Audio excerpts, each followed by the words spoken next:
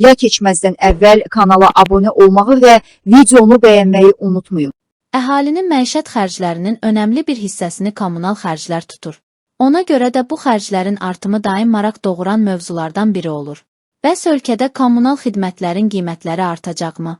Konkret AS xəbər verir ki, mövzu ilə bağlı Azərbaycan Qiymətləndiricilər Cəmiyyətinin sədri Vüqar Oruc referans açıqlamasında bildirib ki, kommunal xidmətlər sonuncu dəfə 2 yanvar 2025-ci ildə Tarif Şurasının qərarına uyğun olaraq artırılıb.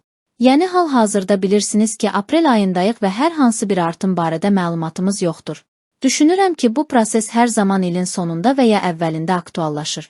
Mövcud xidmətlər üzrə çəkilən xərclərə uyğun olaraq əgər kommunal xərclərin artımı baş verirsə, onun bölgüsü və vətəndaşlara düşən hər xidmət üzrə paylarda müvafiq dəyişikliklərin edilməsi Tarif Şurasının qərarından sonra qüvvəyə minir.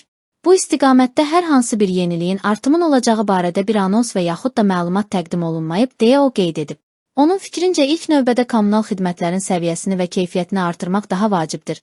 Çünki hal-hazırda istər ümumi Bakıda istərsə də ayrı mənzil kommunal təsərrüfatlarında və yeni tikililər inşa edən şirkətlərdə hər hansı bir xidmət haqqının dəyişilməsi zərurətini görmürük.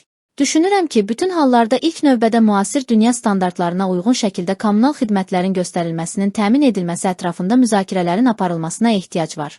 Son günlər yağan yağış həcminin qarşısında bir sıra kommunal xidmətlərin dayanıqlı, keyfiyyətli xidmət ortaya qoya bilməməsi bu istiqamətdə müvafiq qərarların qəbulunu zəruri edir.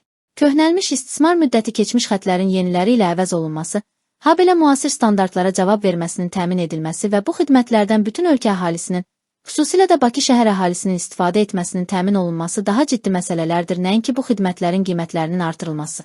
Çünki keyfiyyəti yüksəltmədən xidmətlərin qiymətində olan artım böyük sosial narazılığa səbəb ola bilər. Bu da arzu olunan məsələ deyil.